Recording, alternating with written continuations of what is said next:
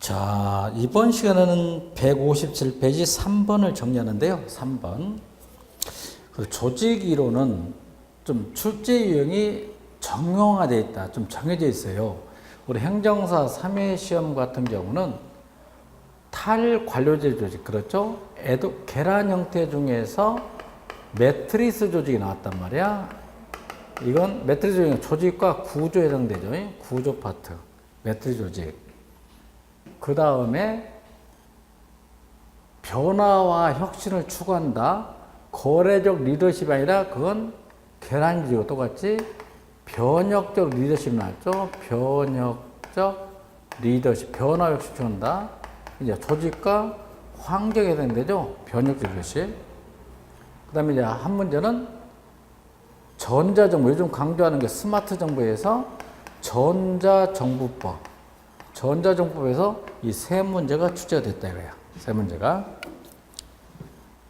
그렇다면 올해는 반드시 이제 관료제의 병리 현상이 나와야 되겠지. 뭐 머튼, 굴더너의 동조가행, 피터의 원리 같은 거 이런 게 나와줘야 된다는 거야.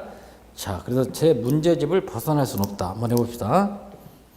동기부여 이론의 내용 이론에 대한 설명 옳지 않은 것. 또 보시면 내용 이론. 동기부여 이론은 두 가지 있죠.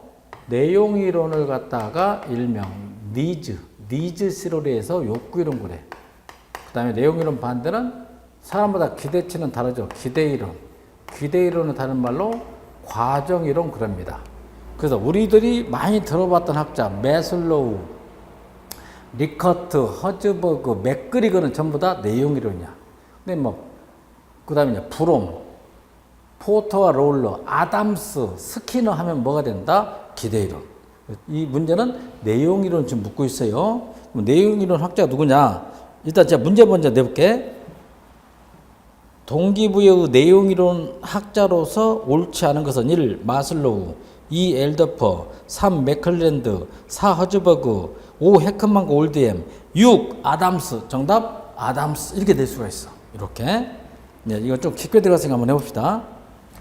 마슬로우는 인간적 5단계 그러죠. 마슬로우는 인간의 내재적 욕구에 초점을 맞추어 인간이 보편적으로 지니고 있는 공통적인 욕구를 알아내고 그것을 우성의 원리에 따라 우열이 아니라 우성이야. 열성이 아니라 우성의 원리에 의해 형성된 5계층으로 분류했으며 5가지 욕구 중에서 가장 우세한 하나의 욕구에 의해 하나의 행동이 유발된다고 봤다.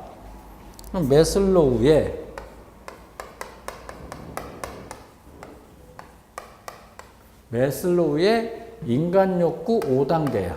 5단계가 이걸 말하죠.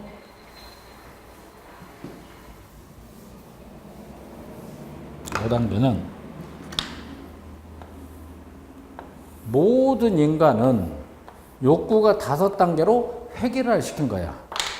의식주하고 관련된다. 생리적 욕구 봐. 생리욕구가 어느 정도 충족되면 100%가 아니야. 100%면 틀려. 100%가 아니라 어느 정도 충족되면 안전의 욕구로 올라가. 안전의 욕구가 어느 정도 충족되면 사회적 욕구. 어느 정도 충족되면 존경의 욕구. 어느 정도 충족되면 자아실현 욕구. 만족하면 진행한다. 만족 진행의 욕구 누구다? 마슬로우. 인간은 하나의 욕구만 가져. 예를 들면 안전의 욕구가 충족되는 순간 하위 욕구, 생리 욕구는 가진다, 버린다, 버리는 거야. 인간은 하나의 욕구만 가져. 두 번째, 만족하면 진행한다, 뭐지? 만족 진행 욕구. 세 번째, 100%가 아니라 어느 정도 충족했을 때 올라간다 이거야. 누구다? 매슬로우. 그래서 가장 고차원적인 욕구가 자아실현 욕구, 이건 주로 이제 Y론이 되겠죠. 생리 욕구는 상대적으로 뭐가 된다? X론. 이렇게 하면 되겠네. 두 번째 학자. 엘더퍼 나오죠? 엘더퍼 봐. 엘더퍼는 욕구를 충족시키기 위해서 이에 취해진 행동이 얼마나 추상적인가를 기준으로 하여 인간의 욕구를 이 사람 몇 가지? 세 가지로 분류했으며 2가지 이상의 욕구가 동시에 작용하여 복합적으로 하나의 행동을 유발한다고 주장하여 개인의 행동을 좀 더 현실적으로 섭니다. 이제 매슬로우 이론을 갖다가 보완한 게 바로 엘더퍼야. 알더퍼라 학자는 인간의 욕구는 세 가지 있다는 거야. 세 가지. 세 단계다. 생리욕구, 안전욕구, 그 다음에 사회정욕구, 존경욕구 반절. 존경욕구 일부하고 자신욕구로 세 가지. 그래서 ERG론을 연구한 게 엘더퍼야. 이그지스턴스 존재욕구, 릴레이티니스 관계욕구, 그로스 성장욕구. 여기서 이제 반대야. 인간은 고차원적인 욕구에 관심을 가져. 이게 충족되지 않으면 후퇴해. 후퇴에다가 다시 올라가. 만족 진행이 아니라 좌절 후퇴, 좌절 퇴행 욕구. 그리고 인간은 두 가지 욕구를 동시에 가진다. 누구? 엘더퍼. 그래서 E하고 R 여기까지는 X론에 해당되고 이 G가 뭐에 된다? 뭐가 된다? Y론 그래. Y론. 누구다? 엘더퍼. 하나 더 넣으면 맥그리거. 맥그리거는 이 생리적 안전욕구까지 그냥 X론. 이 세 가지는 뭐가 된다? Y론. 누구다? 맥그리거, 마슬로우, 엘더퍼의 공통점. 과정이론이 아니라 뭐다? 내용이론 학자구나. 이렇게. ERG론.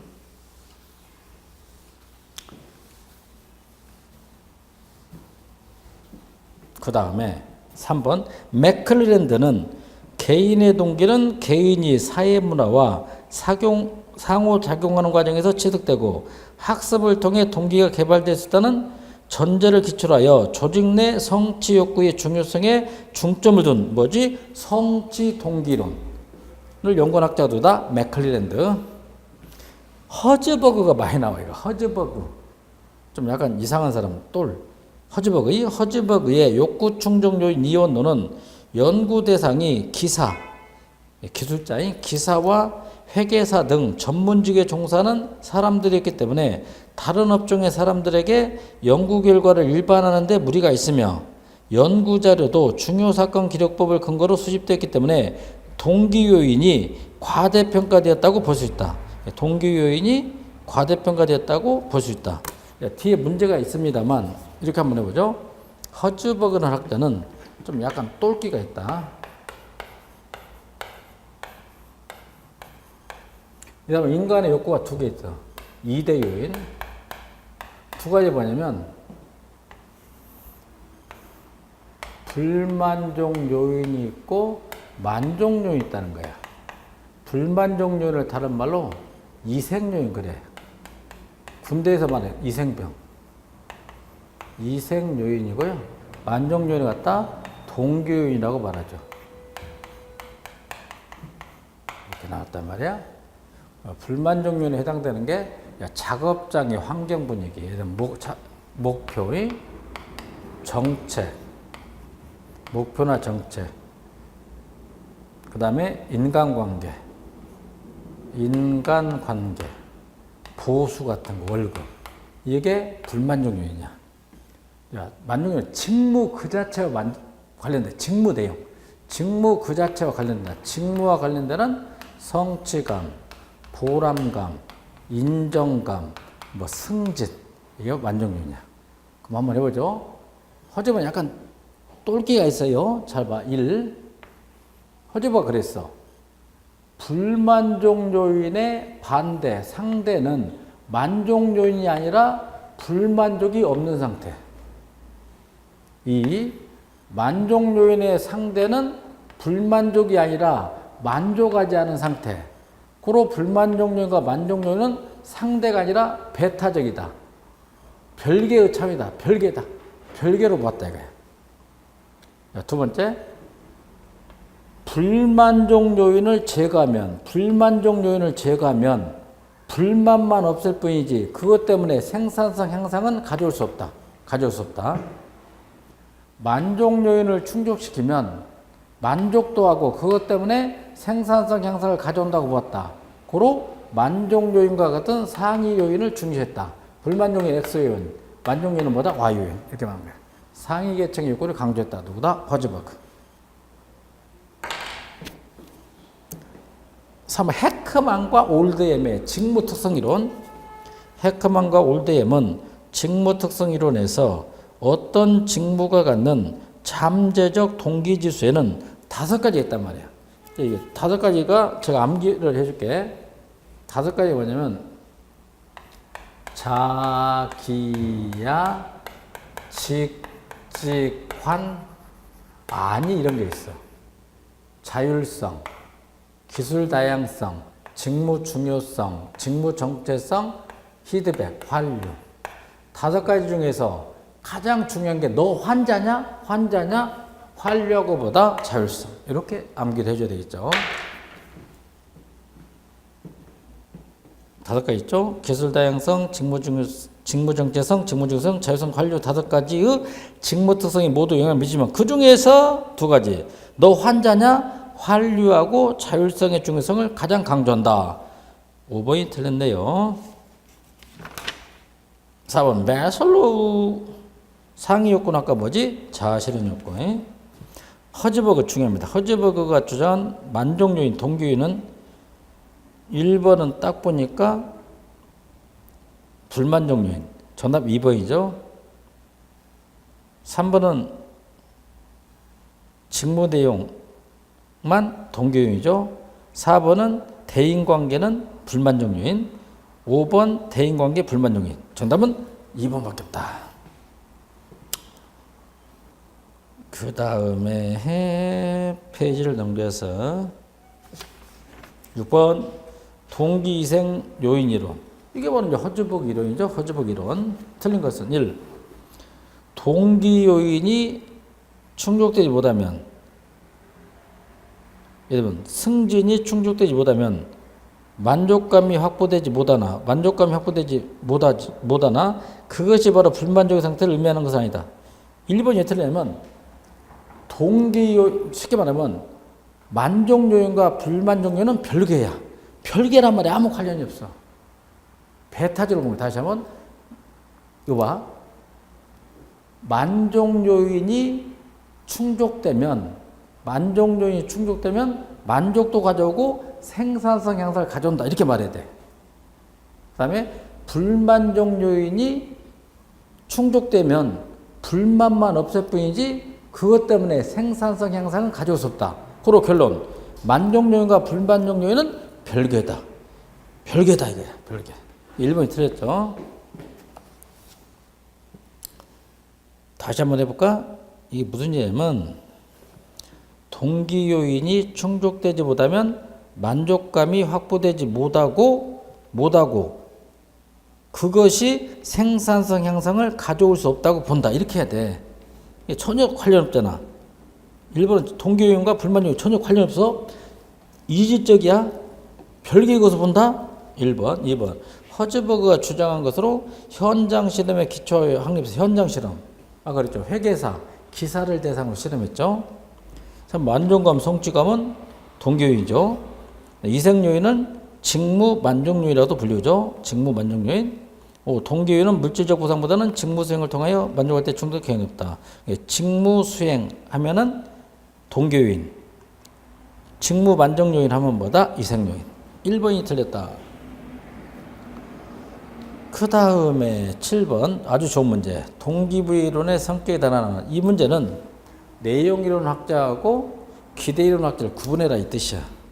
엘더퍼의 ERG 내용이론, 아지리스의 성숙 미성숙 내용이론, 포터와 롤러의 업적 만족이론, 기대이론. 정답 3번. 맥클리랜드의 성취 동기이론, 내용이론, 허즈버그의 동기이론, 내용이론. 정답 3번. 이렇게 우리 행정사 1회 시험은 이렇게 출제가 됐죠. 유사하게. 그 다음에 우측 가서 여러분 그 박스를 좀 봐봐. 내용이론에 대한 학자들 간 비교. 내용이론은 그 학자 나왔죠. 메슬로우, 엘더퍼, 아지리스, 허즈버그, 리커트, 샤인, 라모스 이렇게 나왔단 말이야. 그래서 X이론에 해당되는 건 주로 하위 욕구고요. Y이론에 해당되는 건 주로 상위 욕구다. 이게 상위 욕구. 좀 신경 써주고. 그 다음에 페이지를 넘겨서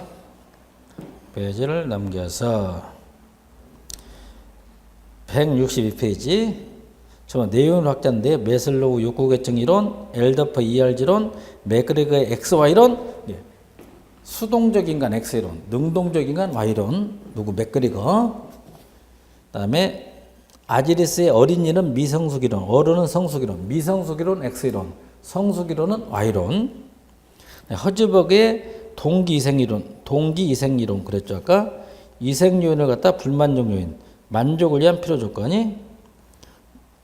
네, 동기요인은 만족 요인, 만족을 위한 보다 충분 조건. 맥클랜드는 인간의 동기의 세 단계, 뭐 권력의 욕구, 친교 욕구, 마지막 성취 욕구. 성취 욕구만 Y론이야. Y론, 성취 욕구. 머레이의 이름뿐이 집단보다 명시적 욕구론. 리커트의 체제 1, 2는 X이론, 체제 3, 4는 뭐다? Y론. 헤크만과 올뎀의 직무특성 이론. 몇 가지 있었지? 5가지. 그다음에 오우치가 연구, 밑줄 봐. 오우치의 뭐다? Z론.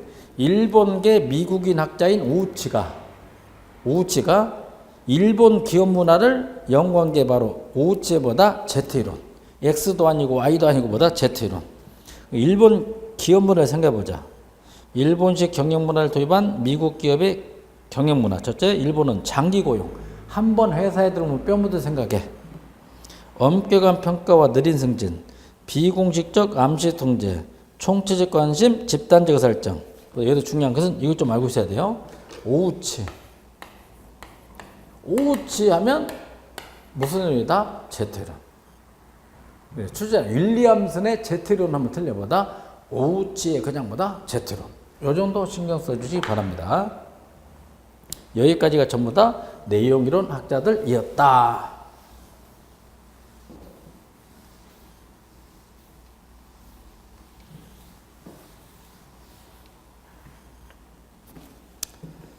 (8번) 문제 들어갑니다.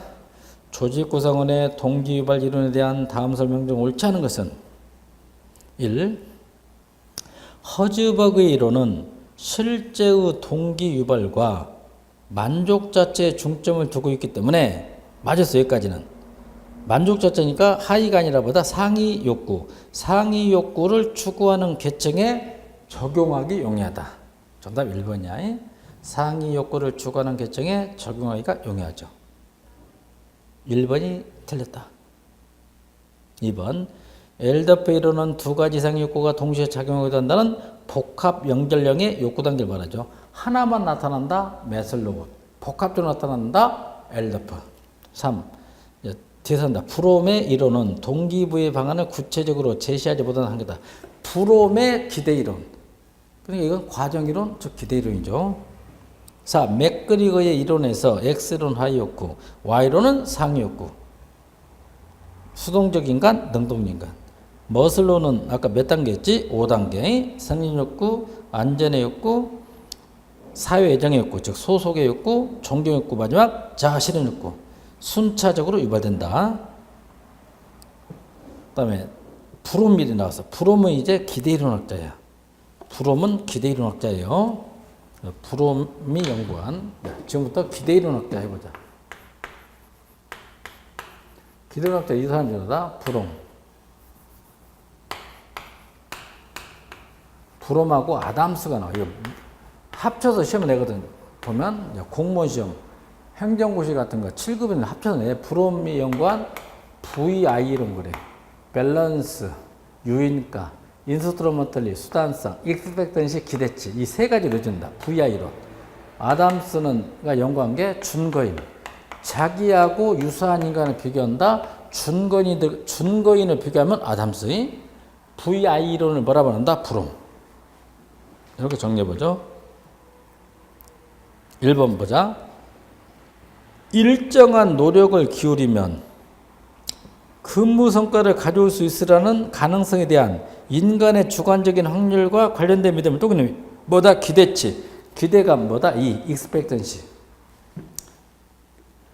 갑돌이가 노력을 많이 해서 A 학점을 맞았어. 노력하고 1차 결과 그걸 뭐라 부른다? 기대치. 기대치죠. 기대감. 두 번째. 브롬은 성과에 영향을 미치는 요인으로 노력 이외에도, 노력 말고도 직무 수행의 능력과 직무 수행에 필요한 여러 가지 환경론을 들고 있어. 맞고요. 3번. 개인이 지각한 투입과 산출의 비율이 불균형 상태에 있을 때 이것이 동기 유발에 미치는 영향을 가집니다. 3번이 바로 아담스의 뭐다? 공평성 이론. 아담스의 공평성 이론이야. 공평한 대우를 맞냐보다냐. 공평성 이론. 혹자는 뭐 형평성 이론, 형평성 이론. 일단 놔두고요. 4번. 개인이 지각하기에 어떤 특정한 수준의 성과를 달성하면 바람직한 보상이 주어지리라고 믿는 정도를 뭐라고 한다? 수단성. 인스트루먼탈의 수단성. 5. 어느 개인이 원하는 특정한 보상에 대한 선호의 강도, 유의성, 밸런스, 유의성, 일명 뭐 유인과 매력 그러지? 매력. 유의성이라고 하며 유의성은 직무상에서 받을 수 있는 보상에 대하여 그 개인이 느끼는 보상의 뭐다? 매력도. 보상의 매력도를 갖다 유의성. 이렇게 말하죠. 그래서 노력하고 1차 결과. 그것다 뭐라고? 기대치. 기대치.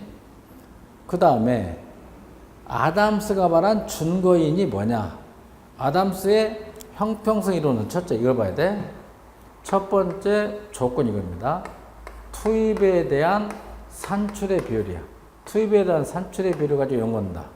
두 번째는 갑하고 갑이 자기와 유사한 사람을 선정했다. 을을 갖다 읽어보자. 그걸 뭐라 말한다? 준거인 그래. 한번 예를 들어보죠. 아담스의 형평성이 뭐냐면 여기 사장이 있어. 사장이 있고 종업원인 갑돌이가 있어요. 갑돌이 있다고 생각해요. 갑돌이. 자, 갑돌이는 투입 노력. 투입이 노력이에요. 산출은 갑돌이가 하는 게 투입이고 산출은 사장이 주는 보상이야. 보상. 보상. 이걸 말하는 거예요. 가장 쉽게 말하면 갑돌이는 자기가 한 노력에 따라서 정당한 보상을 받아야만이 뭐다? 공평한 대우를 받았다. 그걸 연구한 학자가 누가? 아담스란 거야. 아담스. 예를 들어 봅니다. 자, 갑돌이는 투입을 많이 해서 노력을 많이 했는데 조직이 지나치게 낮은 보상을 했잖아. 공평한 대우가 아니잖아.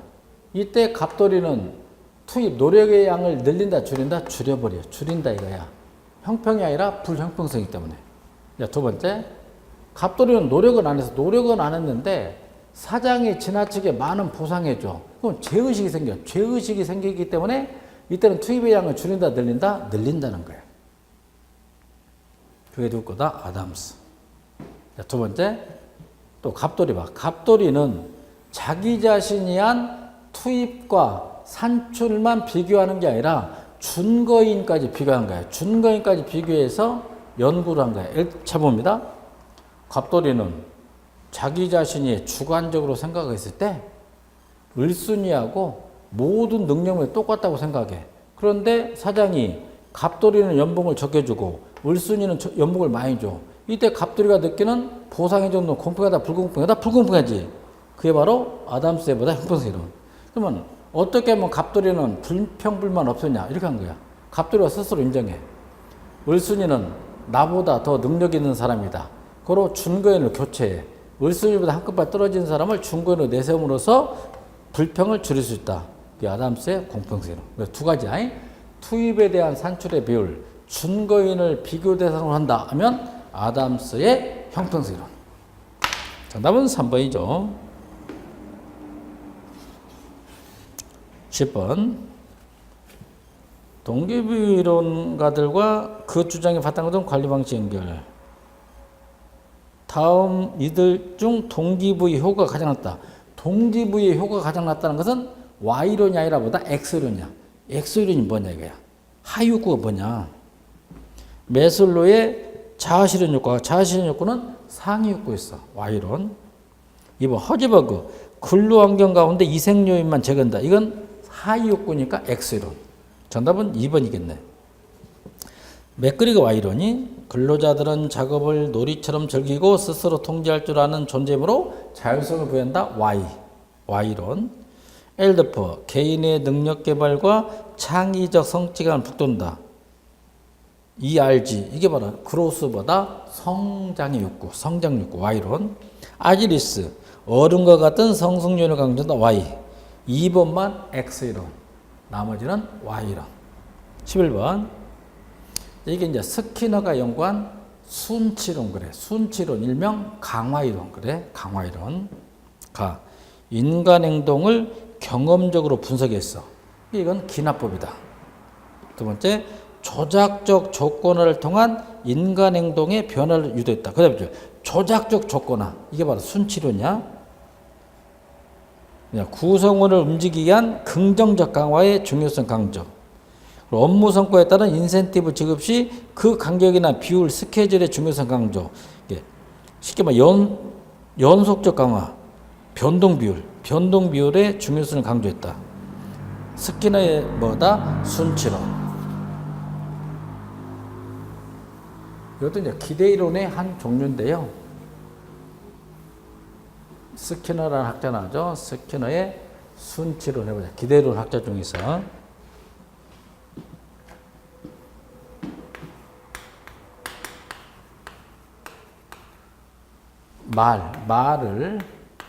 말을 내과에 끌고 와서 길들이다. 길들일 순 그래. 길들이다 이거.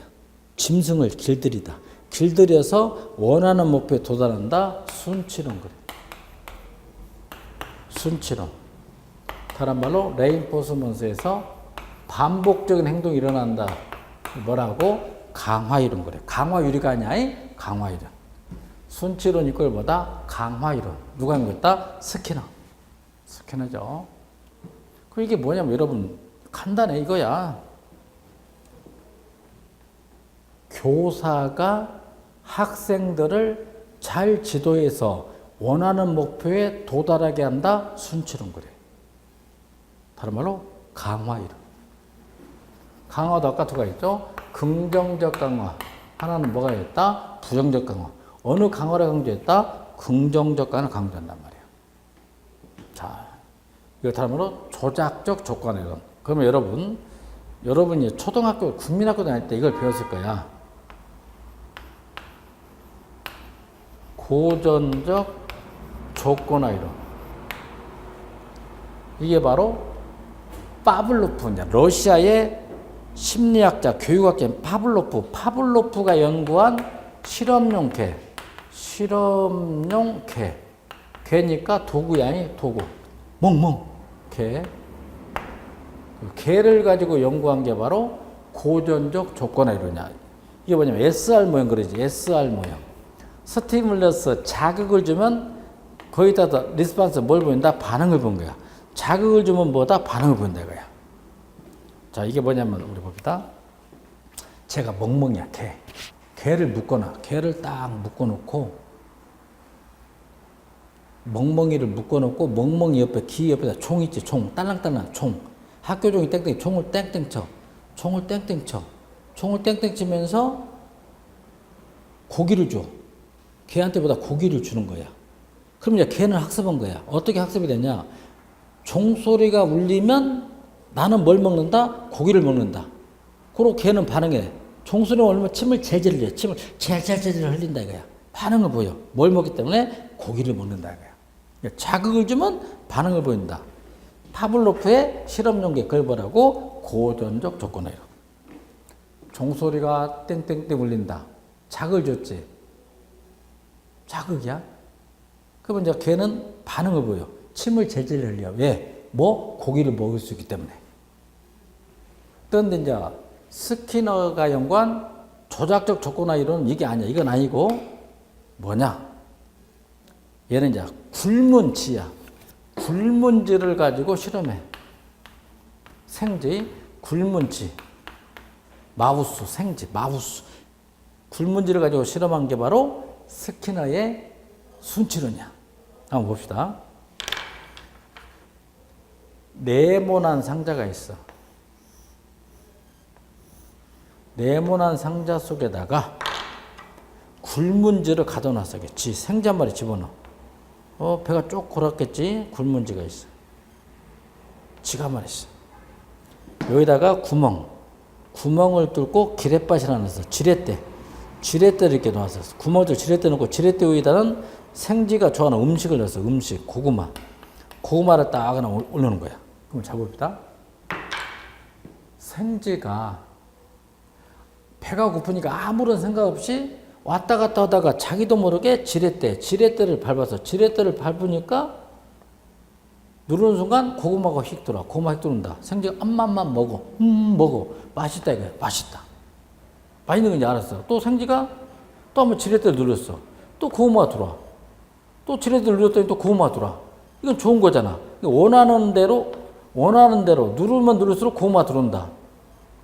이거 갖다 읽어보자. 이거 갖다 뭐라고 한다? 긍정적 강화 그런 거야. 긍정적 강화. 그잖아요? 그래서 이제 생쥐는 학습한 거야. 지렛대를 누르면 뭐가 들어온다? 고구마가 들어온다. 그러고 생쥐는 그 활동을 계속해. 계속한다. 읽어봐. 그걸 뭐라고? 강화. 강화. 그런 강화를 뭐라고? 긍정적 강화 그래. 그래서 생쥐가 원하는 상황을 제공해준다. 긍정적 강화. 즉 근로자가 원하는 상황을 제공한다. 예를 들면 근로자가 나 승진하고 싶어요. 승진시켜줘. 긍정적 강화. 그 다음에 행동자가 원하지 않는 상황을 제거시켜줘. 그건 부정적 강화. 예를 들면 갑돌아 너 오늘 숙직이야. 숙직을 그냥 면제만 시켜준다. 부정적 강화 그래. 자, 세 번째 갑돌이 너 징계 때릴 거야. 징계 먹일 거야. 그건 제재. 다른 말로 처벌 그래. 그 다음에 인센티브를 주다가 갑자기 인센티브를 중단시키는다. 익스팅기시 제거, 중단, 다른 말로 소거. 세 가지로 이루어지죠. 가장 중요한 게 뭘로 긍정적 강화라는 거야. 그래서 굴문제 실험. 자, 두 번째 보세요. 지렛대를 반복해서 누르면 누를수록 자기가 원하는 게 들어온다. 그걸 강화야. 그런 강화를 긍정적 강화. 자, 두 번째. 생쥐가 가만히 있는데 주인 아저씨가 고양이 한 마리 집어넣어. 고양이 한 마리 집어넣어서 생쥐 잡아먹어라. 이건 바로 처벌. 처벌. 그 다음에 고구마를 올려주다가 어느 한순간 고구마를 안 주는 거야. 그게 바로 익스팅기시 중단. 다른 말로 소거. 여기까지 정리했죠. 스키너.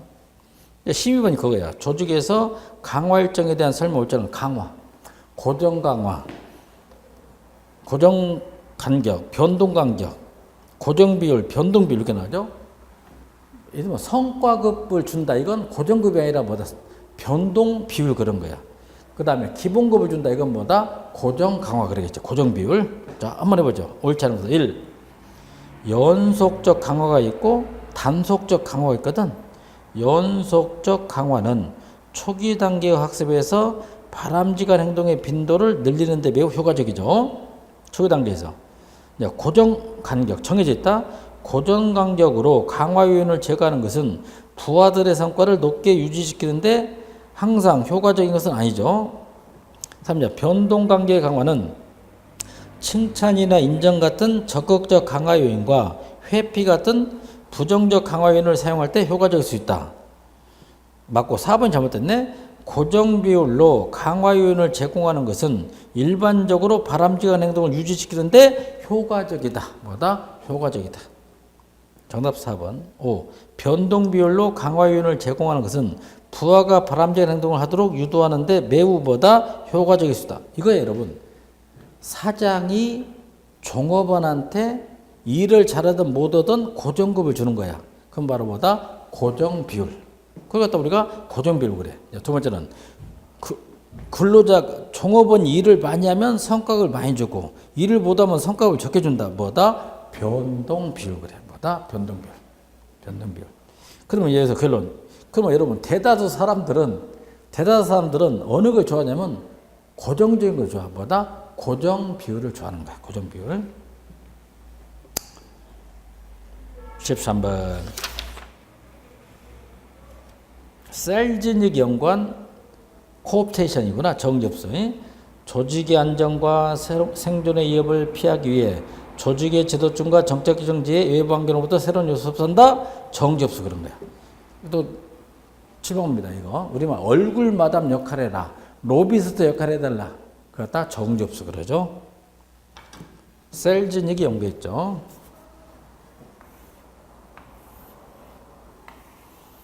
여기 삼성이 있어.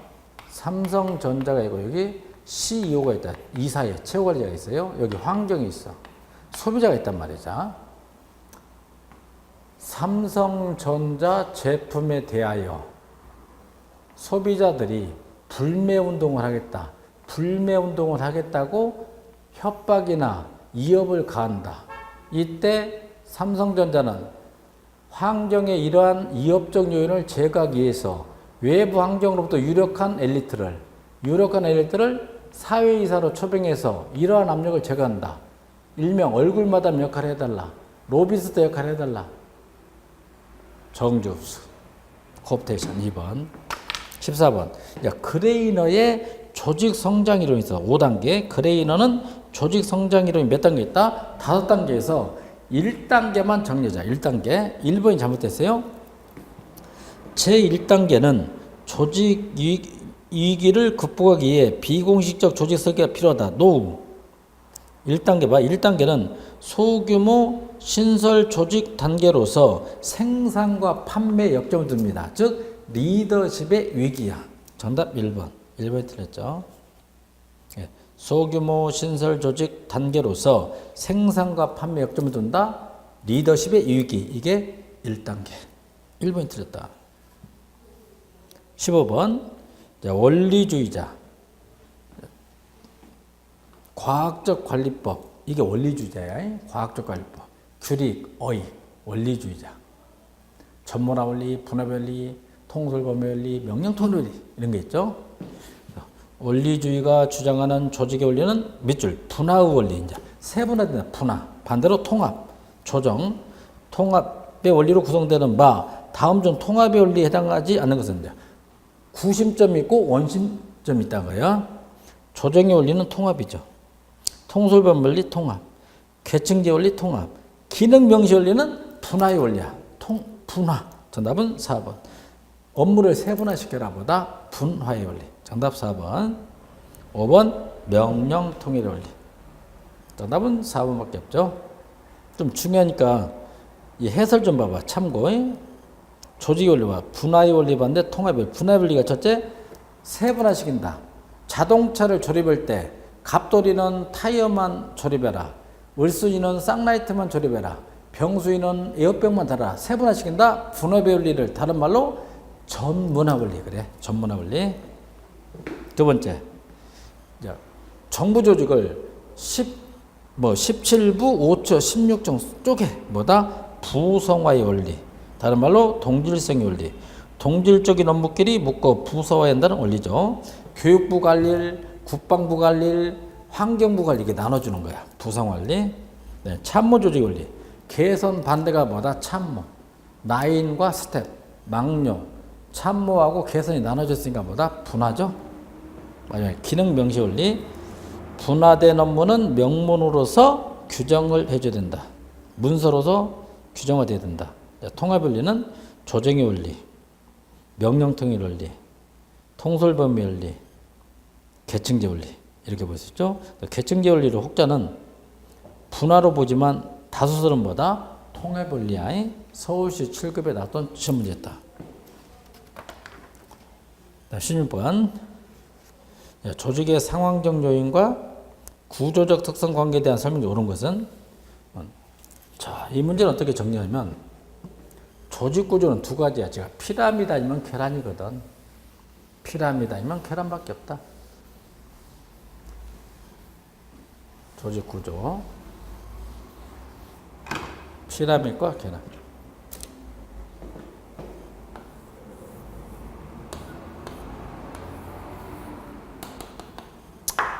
그냥 관료제, 뷰로크러시.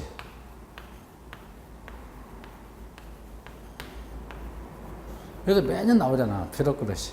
그 원조가 막스 베버. 막스 베버죠. 관료제가 아니다. 탈관료제. 에도크러시. 작년 우리 행정사 3회 시험 문제. 재작년 또 행정사 시험 문제. 해처모여. 특별임시원회. 엘빈 토플러. 이렇게 들어갑니다. 다음에 이건 집권한, 그래서 결론을 그냥 조직 구조의 3대 기본 변수가 복잡성, 공식성, 집권성 그래. 복잡성, 공식성, 집권성이 다 높아. 높은 조직을 그냥 뭐라고 한다? 관료제 그래. 그 다음에 반대로 복잡성, 공식성, 집권성이 다 낮다면 뭐가 되는 거지? 뭐가 된 거지? 에도코레 그래. 이게 다수설이야. 다수설. 꼭지점이다. 집권. 꼭지점이 없잖아요. 분권. 대규모 조직. 반대로 뭐다? 소규모 조직. 올해가 영속 조직. 하나는 뭐다? 임시 조직. 그럼 여러분 군대 갔다 온 우리 수강생 생각해봐. 군대에서 국군 26사단 불무리 부대. 불무리 부대가 있지. 육군 26사단 불무리 부대는 사단장, 부사단장, 연대장, 대대장, 중대장, 소대장, 분대장 계층으로 있어. 계층제. 그리고 규모가 크잖아. AS는 2만 5천 명이야. 국방부 1급 비밀인데 여러분 알려줬다. 그냥 1개 사단 정도면 한 2만 5천 명. 대규모 조직을 갖다 뭐라 말했지? 관료제. 근데 26사단 내에서 각 분야에서 쌈자라는 사람을 특별히 차출해서 만든 거야. 뭐 남일병, PX병으로 차출한다. 김일병, 운전병으로 차출한다. 김상병, 치사병으로,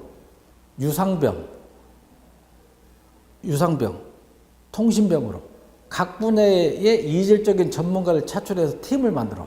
그 팀이 목표를 달성하려면 그 팀은 없애버린 거야. 그런 줄 TF팀, 뭐다? 태스크포스, 우리말로 기동타격대 그런 거야. 기동타격대 같은 조직을 뭐라 말한다? 에도크라시 그래. 그래서 불확실한 상황에 신속하게 대응할 수 있다? 에도크라시. 확실한 상황에서 안정성을 높일 수 있다? 관료제. 규모의 경제를 실현한다? 관료제. 조직 구조는 두 가지야. 지가 관료제 아니면 에도크라시. 그런데 하나 특이한 게 뭐냐면 이 에도크라시 조직 중에서 피라미드 플러스 관료제, 이 복합 조직을 갖다 뭐라고 한다? 매트리스 조직. 작년 행정사 3회 시험 문제, 작년 7급, 9급 뭐가 나왔다? 매트리스 조직 이렇게 나온 거야. 매트리스 조직. 그죠? 매트리스 조직도 관료제야. 아니 뭐지? 타위 관료제입니다. 어차피 한 거 여러분 한번 여기서 무조건 한 문제 나오니까요. 다프트라는 학자는 조직이 두 가지야. 제가 관료제 아니면 에도크라시다. 이건 암기를 한번 해봐. 제가 알려줄게. 어떻게 암기하냐면 조직이 시대적으로 이렇게 전개왔어. 저 혼자 볼게. 사, 매수, 내유. 저는 이렇게 암기했어. 조직이 어떻게 발전하냐면 기계적 구조, 기능 구조, 사업 구조, 매트리스 구조, 수평적 구조, 네트워크 구조, 유기적 구조. 그래서 기계적 구조 반대가 뭐다? 유기적 구조. 기능 구조 반대가 뭐다? 사업 구조 그런 거야. 암기하시오. 기기사, 매수, 내유. 이 수평적 구조를 다른 말로 팀제 그래. 뭐라고 한다? 팀제. 꼭 이건 암기를 하고 있어야 돼. 암기. 그럼 이 문제가 어디 있는가 한번 찾아봅시다. 일단 뒤로 넘겨서. 자, 자꾸 반복밖에 없어. 반복을 해야만이 암기가 돼, 여러분. 암기. 암기는 반복밖에 없더라. 반복밖에 없더라. 뒤에 이제 쭉 나오는데요. 182페이지. 38번 문제 보자. 182페이지 38번 문제. 조직구조 모형을 유기적 성격이 약한 것에부터 강한 것의 순서로 배열한 것은? 이게 기계적 구조에서 유기적 구조로 넘어간 거야. 정답 3번이죠. 기능 구조, 사업 구조, 매트리스 구조, 수평 구조, 네트워크 구조. 정답 몇 번이다? 3번이었죠. 기기사, 매수, 내유. 그래서 이제 시험에 이렇게 나옵니다. 학습 조직. 끊임없이 배워서 새로운 지식 창출한다. 학습 조직. 학습 조직과 가장 가까운 조직을 읽어봐. 무슨 구조다? 유기적 구조. 우리 행정사 1회 시험에 뭐 나왔지? 학습 조직이 나왔단 말이에요. 학습 조직과 가장 가까운 조직을 뭐라고? 유기적 구조다. 여러분 이거 꼭 암기하고 있어야 돼. 조직 구조는 피라미드하고 뭐다? 계란. 관료제는 복잡성, 공식성, 직권성이 높다. 에도카시는 낮다. 꼭 좀 정리하세요. 다시 이제 원시제 들어갑니다.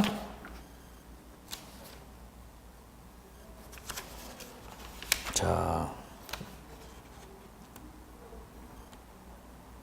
16번 문제, 160번 16번자 상황 정리입니다. 상황에 따라서 조직은 집권도 되고 분권도 되고. 옳은 것 1. 조직의 규모가 커진다. 조직의 규모가 커진다. 관료제야. 조직의 규모가 커짐에 따라 복잡성이 감소한다. 증가된다. 증가된다. 관료제. 두 번째. 환경의 불확실성이 높을수록 조직의 공시화 수준은 높아진다. 낮아진다. 낮아진다. 탈관료제. 틀렸죠. 3. 조직의 규모가 커짐에 따라 조직의 공시화 수준은 낮아진다. 높아진다. 높아진다. 공식성 높아진다. 4. 일상적 기술일수록 분화의 필요성이 높아져. 뭐야? 일상적 기술일수록 관료제야. 일상적 기술일수록 분화의 필요성이 낮아져.